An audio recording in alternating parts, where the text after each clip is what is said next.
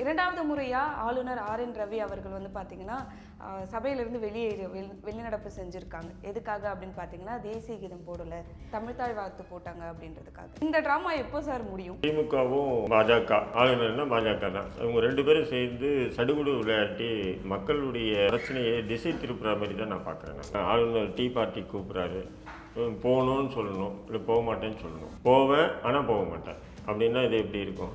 தமிழ்த்தாய் வாழ்த்து பாடிட்டு அடுத்தது தான் தேசிய கீதம் பாடுவாங்க. இதுதான் மரபு அப்படின்னு இவங்க சொல்கிறாங்க. போத்திக்கிட்டு படுத்துட்டேன்னா படுத்துக்கிட்டு போத்திட்டாங்க, அப்படி தான் நம்ம பார்க்க தோணுது. இந்த விஷயத்தை அண்ணா பல்கலைக்கழக மாணவிக்கு நடந்த கொடூரங்கள் இதெல்லாம் கேள்வி எழுப்புவாங்க எதிர்கட்சின்னு தெரிஞ்சு. அப்போது பாஜகவும் திமுகவும் சேர்ந்துட்டு நடத்துகிற ஒரு நாடகம் மாரி தான் நம்ம பார்க்க முடியாது.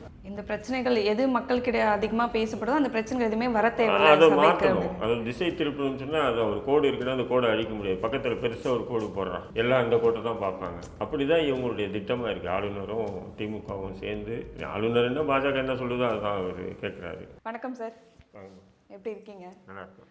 ஓகே சார், இந்திய அரசியல், அதுவும் நம்மளோட தமிழ்நாட்டில் இருக்க அரசியல் வந்து பார்த்தீங்கன்னா ஒரு சர்ச்சையாக அடுத்தடுத்து ஒன்று முடிய அடுத்தது வந்துட்டே இருக்கு.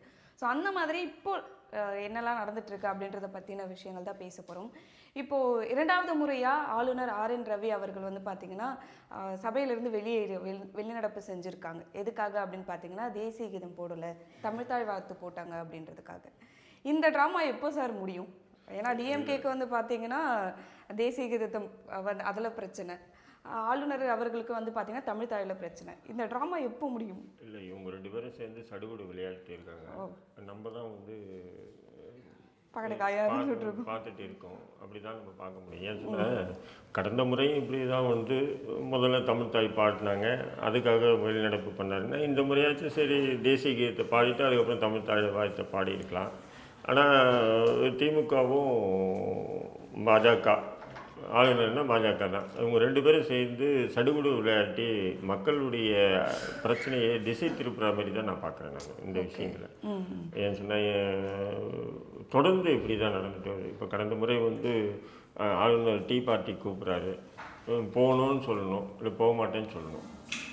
போவேன் ஆனால் போக மாட்டேன் அப்படின்னா இது எப்படி இருக்கும்? அப்படி தான் என்னாச்சு, ஃபஸ்ட்டு அதிகாரிகள் போவாங்க, அமைச்சர்கள் போவாங்க, இல்லை யாரும் போக மாட்டோம் அப்படின்னு சொன்னோம். கடைசி முதல்வரே போய் உட்காந்துட்டேன் டீ பார்ட்டியில்.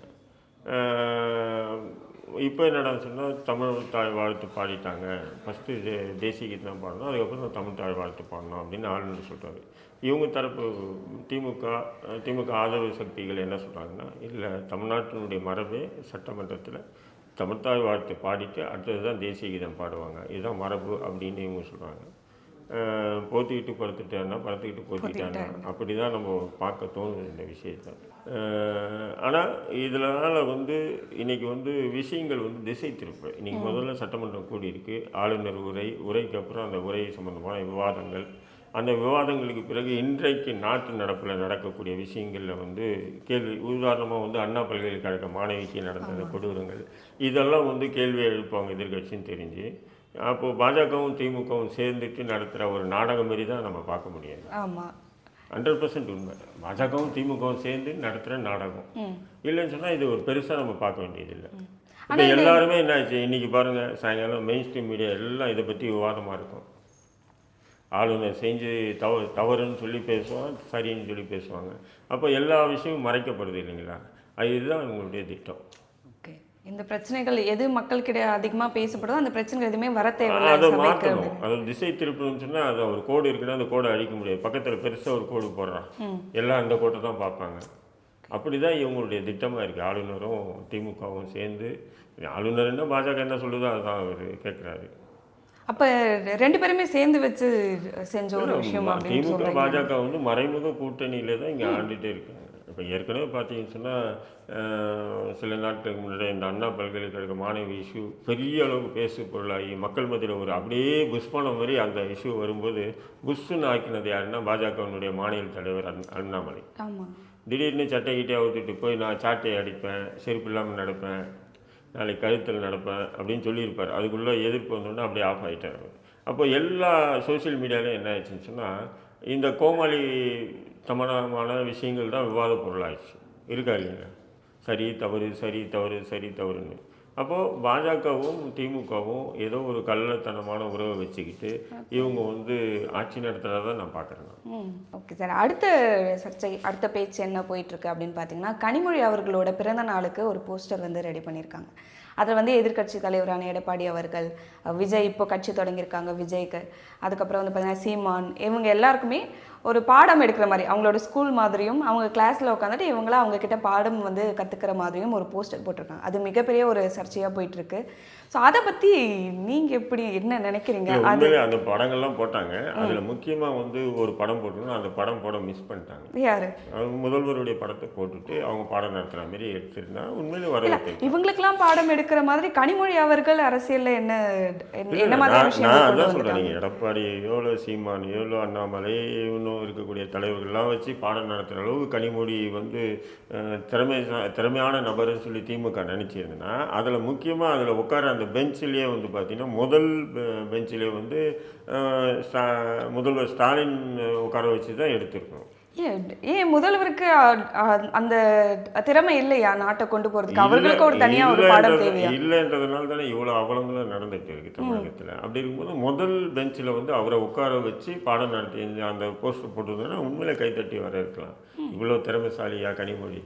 ஏன்னா கனிமொழி கிட்ட வந்து எப்படின்னு சொன்னால் கலைஞருடைய அப்படியே அந்த பேச்சாற்றல், சிந்தனை எல்லாமே அப்படியே இருக்குது. அதாவது கிராமத்தில் சொல்லுவாங்கள்ல, தப்பாமல் பிறந்த பொண்ணு அப்படி தப்பாமல் பிறந்து அந்த ஒரு பிள்ளை தான். ஏன்னா அது அந்த திறமை வந்து ஸ்டாலின்கிட்ட இருக்கானா இல்லை, மூக்க அழகிரிக்கிட்ட இருக்கானா இல்லை, அவங்க பிள்ளைங்கிட்ட யார்கிட்டையுமே இல்லை. ஆனால் கனிமொழிக்கிட்ட அது அந்த தன்மை அப்படியே இருக்குது. கருணாநிதியுடைய அப்படியே அந்த தன்மை இருக்குது. நினைவு ஆற்றல் முதல் கொண்டு எல்லாமே அப்படி இருக்கும்போது அவங்க பாடம் நடத்துகிற மாதிரி நீங்கள் இதெல்லாம் போட்டிங்கன்னா வரவேற்கக்கூடியது தான்.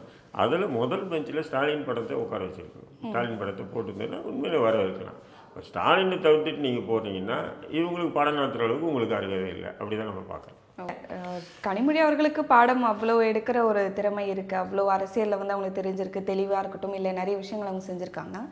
எந்த இடத்துலலாம் நீங்கள் வந்து முதல்வர் வந்து தவறிட்டார் அப்படின்னு நீங்கள் நினைக்கிறீங்க? கனிமொழிக்கும் முதல்வர் அவர்களுக்கும் கம்பேர் பண்ணி பார்க்கும்போது, ஏன்னா கனிமொழிக்கிட்ட அவங்க பாடம் எடுத்துக்கிற அளவுக்கு இருக்குது அப்படின்னா, முதல்வர் இப்போ நடக்கிற விஷயங்களே, இப்போது அண்ணா யூனிவர்சிட்டி இஷ்யூவாக இருக்கட்டும், இல்லை வந்து நிறைய நடந்துட்டு இருக்கு இல்லையா, எதெல்லாம் வந்து முதல்வர் வந்து இந்த ஒரு விஷயத்தை செஞ்சுருக்கலாம் அப்படின்னு நீங்கள் எதெல்லாம் நினைக்கிறீங்க? எதெல்லாம் வந்து தவறிட்டு? இப்போ பார்த்தீங்கன்னா எதிர்கட்சிகளுடைய குற்றச்சாட்டுகளை ஒடுக்குறதே திமுகவினுடைய இன்றைய தலையாய கடமையாக இருக்குது. இப்போ சவுக்கு சங்கர் விஷயமா எடுத்துங்க, வராக்கி விஷயமா இருக்கட்டும், அதிகாரிகள் செய்யக்கூடிய சில பல குற்றச்சாட்டுகள், அமைச்சர்கள் செய்யக்கூடிய சில பல தவறுகள் பொது வெளியில் பேசுகிறாங்க. அப்போ பேசுகிறாங்கன்னா அது பேசுனது பொய் தவறு அப்படின்னா அது சம்மந்தமான வழக்கு போட்டால் பரவாயில்ல. பொய்யான வழக்குகளை போட்டு அப்போது வந்து முடக்கி அவங்கள கைது பண்ணி குண்டர் சட்னி யாருக்கு போகிறது? ஒரு ஊடகவியலாளருக்கா போகிறது? அல்லது ஆட்சியை எதிர்த்து பேசுகிறவனுக்கா குண்டர் சட்டம் போகிறது? இந்த அரசியல் வந்து இந்த கட்சி வந்து முழுசா அவங்க மேல எந்த ஒரு விமர்சனமும் இருக்கக்கூடாது. இது ஒரு விதமான அரச பயங்கரவாதத்தை தான் ஏவிட்டு இருக்கு. இன்னைக்கு வந்து பார்த்தீங்கன்னா இப்போ ஒரு பெண்ணு பாதிக்கப்பட்டான், அது சம்மந்தமாக எல்லா எதிர்கட்சிகளும் ஒன்று சேர்ந்து போராட்டம் பண்ணுறாங்க. அப்போ போராட்டம் பண்ணும்போது போராட்டத்துக்கு போகிறதுக்கு முன்னாடி நீங்கள் கைது பண்ணி உள்ளே போடுறீங்க. போராட்டம் என்பது ஒரு முடிவு அல்ல, எந்த ஒரு போராட்டம் பண்ண முடிவில்லை. ஆனால் அந்த போராட்டத்தின் மூலமா அந்த பாதிக்கப்பட்ட அந்த பெண்ணுக்கு மிகப்பெரிய ஒரு ஆதரவும், இனி இது போன்ற பாதிப்புகளை ஏற்படுத்தணும்னு நினைக்கக்கூடிய கயவர்களுக்கு ஒரு அச்சுறுத்தலுக்காக தான் ஒரு போராட்டம். அவங்க வருவாங்க, ஒரு அரசியல் கட்சி ஒரு போராட்டத்தை அறிவிக்குது, அவங்க வருவாங்க, அந்த போராட்டத்தில் வந்து அவங்க கண்டனங்களை தெரிவிப்பாங்க, அது பெரிய அளவுக்கு ரீச் ஆகணும் போது இது போன்ற சம்பவம் இன்னொருத்தன் செய்யறதுக்கு பயப்படுவான், ஒரு அச்சப்படுவான். அப்படி தானே? அப்போது போராட்டத்துக்கு போகிறதுக்கு முன்னாடி நீ கைது பண்ணி உள்ளே போகிறீங்கன்னா அப்போது இது ஒரு குரல் வலையை முடக்கிற மாதிரி ஆகுதா இல்லைங்க? அப்போது ஒரு நல்ல முதல்வராக, அரசியல் தெரிஞ்ச முதல்வராக இருந்தால் இப்படி வந்து அடக்குமுறை பண்ண மாட்டாங்க இல்லையா? அது பாஜக பண்ணுது, திமுக அதிமுக பண்ணுது, நாம் தமிழ் கட்சி பண்ண எல்லாரையும் நீங்கள் வந்து கைது பண்ணிக்கொண்டு, பாட்டாளி மக்கள் கட்சி பண்ணுது, எல்லாரையும் நீங்கள் கைது பண்ணி தானே போகிறீங்க. அங்கே போய் அவங்க பேசுனதுக்கப்புறம் முடிச்சுட்டு அவங்க அதுக்கப்புறம் வந்து ஒரு முற்றுகைன்னா கைது பண்ணலாம். இது அனுமதி கோர்றாங்க, நீங்கள் அனுமதி கொடுக்க மாட்டேன்றீங்க. அவங்க வந்து கூடுறாங்க, பேசிட்டோன்னு விட வேண்டியதானே? அப்போ நீங்கள் வந்து பயப்படுறீங்கன்னு சொன்னால் அப்போ அரசியல் முதிர்ச்சி தமிழக முதல்வருக்கு கொஞ்சம் கூட இல்லைன்றாங்க. இப்போ இதை எதிர்க்கட்சிகள் இப்படி போராட்டம் பண்ண இது போன்ற சம்பவங்களில் ஈடுபடக்கூடிய கயவர்கள் எச்சரிக்கையாக இருப்பாங்க, பயப்படுவாங்க. அடடா இது எதிர்க்கட்சிகள்லாம் பெரிய இஷ்யூ எடுப்பாங்க, எடுத்தாலும் நம்ம வாழ்க்கையை முடிஞ்சிடும், பயம்தான் ஒரு மனுஷனுக்கு. ஆமாம். அப்போ இன்னொரு குற்றம் நடக்காமல் இருக்கும். ரெண்டாவது அந்த பாதிக்கப்பட்ட அந்த பெண்ணுக்கும் அந்த பெண்ணுக்கு ஆதரவாக இருக்கக்கூடிய மக்களுக்கும் அது ஒரு மருந்து தடவுற மாதிரி தான் இல்லைங்களா? அப்போ இந்த மாதிரி விஷயங்களையே திமுக வந்து முடக்குதுன்னு சொன்னால் அப்போ இதுதான் வந்து அந்த அந்த ஒரு அதிகார இது சரியில்லைன்னு இருக்கும். அந்த ஒரு கமாண்டிங் பவர்னுவாங்கல்ல, அந்த பவர் இல்லை அவர்கிட்ட. இப்போ பாருங்கள், ஆளுநர் அதான் தேநீர் கலந்துக்கிறேன் கலந்துக்க மாட்டேன், போகிறேன் வெளிப்படையாக சொல்லிட்டு போகலாமே, போய் கலந்துக்கிறாரு. இப்படி நிறைய விஷயங்கள் இருக்குது. இப்போ நீங்கள் இந்தியா கூட்டணியில் இருக்கீங்க, உதாரணத்துக்கு தமிழக அரசு அதாவது திமுக இந்தியா கூட்டணியில் இருக்குது. இன்றைக்கி இந்தியா கூட்டணி அதானி விஷயமா வந்து இந்தியா கூட்டணியுடைய தலைவர் ராகுல் காந்தி பெரிய அளவுக்கு இஷ்யூ பண்ணுறாரு, பேசுகிறார். அது சம்மந்தமான ஒரு அறிக்கையாச்சும் வந்து திமுக தலைவர் வெளியிட்டிருக்காரா? ஒரு அறிக்கை இல்லையா? அமைதியாக சைலண்ட் மோட்டில் இருக்காரு. அப்போ அதானிக்கும் திமுகவுக்கும் என்ன உறவு அப்படின்னு எதிர்க்கட்சிகள் பேசுகிறாங்க. அப்போ இது ஆளுமையினுடைய தன்மை சரிதான். இப்போ வந்து பார்த்தீங்கன்னு சொன்னால் உத்தரப்பிரதேச சாம்பலில் ஒரு பள்ளிவாசலில் வந்து சோதனை பண்ண போகிறாங்க. அப்போது வந்து ஒரு துப்பாக்கிச்சூடு நடந்து 5 பேர் கொல்லப்படுறாங்க. அது வந்து இந்தியா முழுக்க எதிர்க்கட்சிகள் பெரிய அளவுக்கு போராட்டங்கள்லாம் பண்ணாங்க வைங்க. அதில் இந்தியா கூட்டணி ராகுல் காந்தி அங்கே போனார், அதேமாரி அகிலேஷ் யாதவ் எல்லாமே போனாங்க. அது தவறு. பாஜக அரசு வந்து முஸ்லீம்கள் மீது திமுக அரசு சார்பாக ஒரு அறிக்கை கூட இல்லை, ஒரு ட்வீட்டு கூட இல்லை. அப்போ அந்த ஆளுமை இல்லைன்னு தான் இருக்கும். அப்போ தேர்தல் நேரத்தில் மட்டும் சிறுபான்மை முஸ்லீம்களுக்கு ஆதரவான கட்சியாருன்னா திமுக தான் நெஞ்சில் அடிச்சுக்கிறீங்க. அப்போ இப்படி ஒரு பாதிப்புக்கு வரும்போது நீங்கள் கண்டும் காணாமல் இருந்தீங்கன்னு சொன்னால் அப்போ ஒரு ஆளுமையற்ற தலைமையாக தான் நம்ம பார்க்க முடியாது. ஸோ அதை கம்பேர் பண்ணும்போது கனிமொழி, ஆமாம், அந்த மாதிரி விஷயம் இருக்கும்போது கனிமொழி வந்து அவங்க வந்து அவங்களுடைய பேச்சாற்றல், அதுக்காக கனிமொழி வரணும்னு ஆசைப்படுறவங்க இல்லை, நான் சொல்கிறேன். அதாவது அந்த குடும்பத்தில் கருணாநிதி அப்படியே இருக்குதுன்னு சொன்னால் அது கனிமொழிக்கிட்டே இருக்குது. ஓகே. அடுத்தது வந்து பார்த்தீங்கன்னா அரசியல் தலைமையில் வந்து பார்த்தீங்கன்னா அரசு நிகழ்ச்சி ஒன்று நடக்குது இங்கே எக்மூரில். அதுக்கு வரவங்க எல்லாருமே கருப்பு கலர் துப்பட்டா வந்து போடக்கூடாது அப்படின்னு சொல்லிட்டு தடுத்துட்டு தான் உள்ளே அனுப்பியிருக்காங்க. அது சில பேச்சும் பொருளாகிடுச்சு, நிறைய பேர் அதை பற்றி பேசுனாங்க. மறைமுகமாக டிஎம்கே பிஜேபிக்கு சார்ந்து மாறுதா இது மூலமாக? ஏன்னா கருப்புன்னும் போது டிஎம்கேக்கான ஒரு கலராக இது பண்ணியிருந்தாங்க, அதை தடுத்து அரசியல் நிகழ்ச்சியில் அனுப்புகிறாங்க. அதுவும் துப்பட்டா போடக்கூடாதுன்னு சொல்கிறத வந்து நீங்கள் எப்படி நினைக்கிறீங்க? அதான் தந்தை பெரியாருடைய மாணவர்கள் நாங்கள், தந்தை பெரியாருடைய வழியில் நாங்கள் வந்து ஆட்சி செய்கிறோன்னு சொல்லி மூச்சுக்கு 3 தடவை சொல்கிறார் கலைஞர். தந்தை பெரியாருக்கு அதிகமாக இது பண்ண பார்த்தா அவர் கருப்பு தான். ரெண்டாவது கொடியிலே கொடியிலே பார்த்தீங்கன்னா கொஞ்சமாக தான் சிவப்பு இருக்கும், மற்ற எல்லாம் கருப்பாக தான் இருக்கும். அப்படி இருக்கும்போது அதிலேருந்து பிரிஞ்சு வந்த திமுக கூட பாதி கருப்பு பாதி சிவப்பு தான், கொடி கடலை கூட.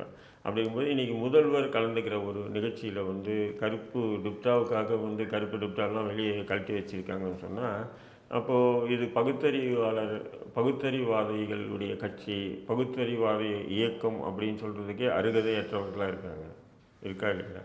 இப்போ இதுக்கு வந்து பார்த்திங்கன்னா உதாரணத்தை இதுக்கு முன்னாடி கூட நம்ம முதல்வர் வந்து பிரதமர் இந்தியா வரும்போது விமான நிலையத்துக்கு போய் அந்த வெள்ளைக்கூடை தான் பிடிச்சிட்டு போவார். பிரதமருக்கும் ஒரு வெள்ளைக்கூடை, இவருக்கும் ஒரு வெள்ளைக்கூடை தான், கருப்பு கூடையே போட மாட்டாங்க.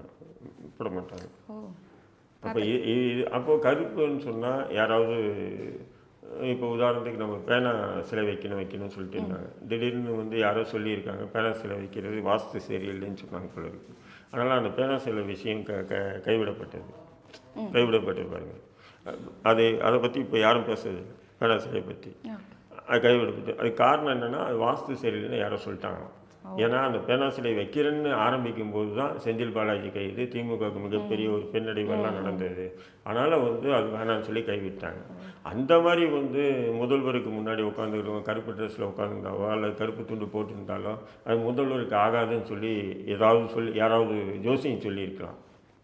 அந்த அடிப்படையில் இவங்க பின்பற்றுறாங்களா? அல்லது வந்த மாணவிகள் யாராவது அந்த துப்டாவை கழட்டி வச்சு முதல்வருக்கு எதிராக எதிர்ப்பு தெரிவிச்சு போகிறாங்கன்றதுக்காக வந்து கருப்பு கொடி இது துப்டாவை கழட்டி வச்சாங்களான்றது நமக்கு தெரியல. ஆக மொத்தம் வந்து இது ஒரு முற்போக்குவாதம் பேசிக்கிட்டு பிற்போக்குவாதமாக செயல்படக்கூடிய கட்சி தான் திமுக. அது ஒரு எடுத்துக்காட்டு தான். அப்படி மாறிச்சுன்னு நினைக்கிறேன். எப்போல இருந்து அப்படி மாறிடுச்சுன்னு நினைக்கிறீங்க? இல்லை தொடக்கத்துல இருந்தே அப்படி தான் இருக்கா திமுக உங்களுடைய அவங்க வந்து பார்த்து? மேடையில் பேசுவாங்க, உள்ளுக்குள்ளே பார்த்தீங்கன்னு சொன்னால் எல்லாமே நடத்துக்குவாங்க. அப்படி தான் நம்ம பார்க்கலாம். ஓகே. இதே மாதிரி அடுத்த ஒரு நிகழ்ச்சி என்ன அப்படின்னு பார்த்தீங்கன்னா, மதுரையில் வந்து தொழுகைக்கு போகிறத வந்து தடுத்து நிறுத்தியிருக்காங்க. அதுக்கொன்னா ஒரு ஆர்ப்பாட்டம் அதெல்லாம் நடந்திருக்கு. அதை நீங்கள் பார்த்தீங்களா? அதை நீங்கள் எப்படி பார்க்குறீங்க? உங்களோட கண்ணோட்டத்தில் எப்படி இல்லை, அது பார்க்குறீங்க? வந்து பார்த்தீங்கன்னு சொன்னால் சுமார் 12ஆம் நூற்றாண்டிலிருந்து அந்த மலைக்கு பேர் சிக்கந்தர் மலை தான் பேர். அந்த மலைக்கு பேர் சிக்கந்தர் மலை. அது சிக்கந்தர் பாதுஷா அப்படின்ற ஒரு நபர் வந்து அரபிய நாட்டை சேர்ந்தவர். அவர் வந்து அவரை சார்ந்த விஷயங்களுக்காக அவர் அங்கேயே வந்து இறந்துட்டுனா அங்கே தான் அடக்கம் பண்ணியிருக்கு. அவருடைய அந்த சமாதியை தான் தர்கான்னு சொல்லுவாங்க. இது வந்து பார்த்திங்கன்னா வருடம் வந்து அந்த சந்தனக்கூடு நடத்துவாங்க. அங்கே மலையில் பெரிய பள்ளிவாசல் இருக்குது, அந்த பள்ளிவாசலில் தொழுவாங்க. இது எல்லாமே நடந்துட்டு இருந்தது. கடந்த ஆண்டுக்கு முந்தைய ஆண்டு திமுக ஆட்சிக்கு வந்த பிறகு வந்து அந்த மலை மேலே அனுமதி இல்லை அப்படின்னு மறுத்து கேட்டால் என்ன சொல்கிறாங்கன்னா, தொல்லியல் துறை காரணமாக வந்து நாங்கள் மறுக்கிறோம் அப்படின்னு சொல்லிட்டு பண்ணுறாங்க. அப்போ இதுக்கு எதிர்த்து தான் இஸ்லாமியர்கள் தொடர்ந்து குரல் கொடுத்துட்டே வராங்க. இப்போ நீங்கள் வந்து வேலூரில் பார்த்தீங்கன்னா கோட்டையில் திப்பு சுல்தான் கோட்டைக்குள்ளே போனீங்கன்னா கோயில் இருக்கும், சர்ச்சும் இருக்கும், ஆனால் மசூதியும் இருக்கும். ஆனால் மசூதி மட்டும் மூடி வச்சுருப்பாங்க சீல். அப்போது இது எந்த வகையான ஒரு நெறிமுறை? இது திமுகவுக்கு தெரியாதா? கோட்டைக்குள்ளே கோயிலுக்கு அனுமதி, சர்ச்சுக்கு அனுமதி, மசூதிக்கு அனுமதி ஏன் இல்லை? கட்டினது ஒரு முஸ்லீம் தான். அதாவது கோயில் கட்டினதும் திப்பு சுல்தான் தான், சர்ச்சு கட்டினதும் திப்பு சுல்தான் தான், மசூதி கட்டினதும் திப்பு சுல்தான் தான். அப்போது நீங்கள் வந்து இது தொல்லியல் சம்மந்தப்பட்ட விஷயங்கள் எல்லாம் இது பண்ணணும், பாதுகாக்கணும் அப்படின்னு சொன்னால் அங்கே கோயிலையும் திறக்கக்கூடாது, இது சர்ச்சும் திறக்கக்கூடாது, மசூதியும் திறக்கக்கூடாது. ஆனால் இங்கே கோயில் இது சர்ச்சு எல்லாமே இருக்குது, ஆனால் பள்ளிவாசல் மூடப்பட்டிருக்கு. சரி, திமுக ஆட்சிக்கு வந்தோடனே அந்த பள்ளிவாசல் திறக்கிறதுக்கு அனுமதி இருக்கா? இல்லை. ஏன் சுற்றுலா நம்ம போய் அங்கே ஒரு ஃபோட்டோ எடுக்கிறதுக்கு கூட நமக்கு அனுமதி இல்லை. அந்த பள்ளிவாசல், அந்த கோட்டைக்குள்ளே இருக்கக்கூடிய பள்ளிவாசலுக்குள்ளே ஃபோட்டோ எடுக்கிறது கூட அனுமதி இல்லை. ஆனால் இங்கே சிக்கந்தர் மலையில் வந்து பார்த்தீங்கன்னு சொன்னால், மதுரை திருப்பரங்குன்றத்தில் இருக்கக்கூடிய சிக்கந்தர் மலையில் பார்த்தீங்கன்னு சொன்னால் தொழுதுகிட்டு இருந்தாங்க, தர்காவுக்கு போயிட்டு இருந்தாங்க, சந்தனக்கூடு நடக்கும், எல்லா சமயத்தை சார்ந்தவர்களும் அங்கே போயிட்டு வந்துட்டாங்க. இப்போ திடீர்னு வந்து திமுக அரசு வந்து என்ன பண்ணுதுன்னு சொன்னால் அதை தடை விதிச்சிருக்கு. அப்போ அதை எதிர்த்து தான் மக்கள் வந்து தொடர்ந்து போராடிட்டு இருக்காங்க. இந்த ஒரு வருஷமாக போராடிட்டாங்க. பட் அதை பற்றியெல்லாம் வந்து திமுகவுக்கு கவலை இல்லாமல் அமைதியாக இருக்காங்க. சட்டமன்றத்தில் கூட வந்து பார்த்தீங்கன்னு சொன்னால் 3800 ஏக்கர் கோயில் நிலங்களை வந்து நாங்கள் வந்து அரசு கையகப்படுத்திச்சின்னா கை தட்டி கட்டி அணைச்சி முத்தம் கொடுத்து பாராட்டுறாரு. அதே நேரத்தில் வக்போர்டு நிலங்களில் வந்து பார்த்தீங்கன்னு சொன்னால் எத்தனை இடங்களில் அரசு தானாக முன் வந்து என்ன பண்ணுதுன்னா அபகரித்து அந்த கலெக்டர், அதான் இது மாவட்ட ஆட்சியர் மூலிமா வந்து அந்த இடம் வந்து வக்போர்டு இடம் இல்லை, இது வந்து அரசு இடம் அப்படின்னு கையகப்படுத்து. இப்படியெல்லாம் நடந்துட்டு வருது. அப்போது ஒரு பக்கம் நீதி, இன்னொரு பக்கம் அநீதியும் இழைப்பது தான் திமுகனுடைய கை இருந்த கலை. அதனுடைய ஒரு தொடர்ச்சியாக தான் இப்போ இந்த சிக்கந்தர் பாதுஷா இந்த தர்கா விஷயமாக வந்து ஓரவஞ்சனையாக செயல்படும். இத்தனை ஆண்டுகளாக வந்து நடந்துட்டு இருந்தது ஒரு வணக்க வழிபாட்டை இப்போ திடீர்னு தடுக்க வேண்டிய அவசியம் என்ன? உங்கள் கூட இருக்கிற முஸ்லீம் லீக் சொல்லியிருக்கா அதுமாரி அந்த பள்ளி வாசல் அந்த தர்காவுக்குள்ளே யாரும் வணங்கக்கூடாது மூடிட்டாங்கன்னு சொல்லி? அல்லது தமுமுக சொல்லிச்சா? யார் சொல்லி திமுக இந்த இது எடுக்குது? அல்லது திமுக தலைமைக்கே தெரியாமல் அங்கே இருக்கக்கூடிய காவல்துறை இந்த மாதிரி நடவடிக்கை எடுக்குதா? அப்படின்ற கேள்விகள் பலவாறாக இருக்கா இல்லையா? அது சொல்கிறாங்க இல்லையா, அது வந்து தொல்லியலுக்காக. ஏன்னா இப்போது அதிகமாக அதை சார்ந்து வந்து நம்ம அரசியல் கட்சி வந்து நிறைய முன்னேற்றத்தை கொண்டு வராங்க. தொல்லியல் சார்ந்து வந்து நம்ம நிறைய பாதுகாக்கணும், நிறைய கண்டுபிடிக்கணும், நிறைய ஆராய்ச்சிகள் தான் செய்யணும்னு சொல்லிட்டு நிறைய நிகழ்ச்சிகள் இப்போ சமீபத்தில் கூட நடந்துச்சு. அது சார்ந்து மலைன்றதுனால ஒரு பாதுகாப்புக்காக அந்த ஒரு முடிவு எடுத்தாங்களா அப்படின்ற மாதிரி? நீங்கள் அப்படின்னு பார்த்தீங்கன்னா பழனி கோயில் கூட எங்கள் மலை மேலே தானே இருக்குது. ஆமாம். அப்போ அது கூட என்ன பண்ணணும்? வன இலாக்காவும் தமிழக அரசும் சேர்ந்துட்டு அது மூடணும் இல்லையா? சொல்கிறேன் நான் உதாரணத்துக்கு. ஒரு மலையில் வந்து கோயில்களும் இருக்குது, தர்காக்களும் இருக்குது, எல்லாமே இருக்குது. அப்படிங்கும்போது இது மட்டும் நீங்கள் வந்து திமுக வந்து செய்யுதுன்னு சொன்னால் இதுதான் திமுகனுடைய ஒரு தடுமாற்றமான ஆட்சின்னு. தடுமாற்றமான ஆட்சி. இது யார் சொல்லி? பாஜக சொல்லி இப்படி தடுக்கிறீங்களா? இப்போ நான் பேசின கேட்ட 3 கேள்விகளுமே வந்தது என்னென்னா, திமுக வந்து பாஜகவோட சேர்ந்து போகுதா அப்படின்னு ஆமாம், இப்போ திமுக பாஜகவோட சேர்ந்து போகல, கள்ள உறவை வச்சுக்கிட்டு இவங்க வந்து இப்படி பண்ணுறாங்க. அதாவது அங்கே இருக்கக்கூடிய பாஜக நிர்வாகி வந்து இந்த மலையில் இருக்கக்கூடிய இந்த சிக்கந்தர் மலையில் இருக்கக்கூடிய இந்த தர்காவை இழுத்து மூடுங்க, இந்த பள்ளிவாசல் அவனுக்கு தானே அங்கங்கே பெட்டிஷனை போட்டு வராங்க. பள்ளிவாசல் வந்து கீழே வந்து கோயில் இருக்குன்னுவாங்க, பள்ளிவாசல் வந்து அபகரிக்கப்பட்ட இடம்னுவாங்க. இப்படி அடிக்கடி ஒரு பிரச்சனை இருக்கும். அதேமாரி இந்த சிக்கந்தர் மலையில் இருக்கக்கூடிய தர்காவை வந்து இழுத்து மூடணும், இந்த பள்ளிவாசல் இழுத்து மூடணும் பாஜக சொல்கிறது திமுக கேட்குற மாதிரி தான் நான் பார்க்க முடியும். ஓகே, அப்போ பாஜகவுக்கும் திமுகவுக்கும் என்ன உறவு? எதிர்க்கிற மாதிரி இன்னைக்கு வந்து அண்ணா பல்கலைக்கழகத்து மாணவி விஷயத்தை வந்து எல்லா எதிர்கட்சிகளையும் யார் அந்த சார் என்ற கேள்வி எழுப்பி போராட்டம் பண்ணிட்டு வராங்க இல்லைங்களா? அப்போ இது சம்மந்தமாக வந்து சிபிஐக்கு கேட்குறாங்க. தமிழக முதல்வர் ஏன் சிபிஐக்கு மாற்ற வேண்டியதானே இந்த வழக்கு? சிபிஐக்கு மாற்றினா எதிர்கட்சி எல்லாம் வந்து வாயெல்லாம் தச்சிடலாம் இல்லையா, யாரும் திறக்க முடியாது இல்லையா? சிபிஐக்கு மாற்றிட்டு நாங்கள் என்ன பண்ணுவோம்? நீங்கள் ஏன் பயப்படுறீங்க சிபிஐக்கு மாற்றுறதுக்கு? இதுக்கு எப்படி சொல்கிறாங்கன்னு சொன்னால், சிபிஐக்கு மாற்றினா அது நம்ம மாநில காவல்துறை மீது அரசு நம்பிக்கை இழந்த மாதிரி தான் இருந்தால் தான் அது மாற்றணும் இப்படின்றீங்க. அப்போ கோயம்புத்தூரில் வந்து அந்த கார் இது சிலிண்டர் வெடிப்பு நடந்தது, அந்த விஷயமா வந்து யாருமே கோரிக்கை வைக்கலையா உங்ககிட்ட?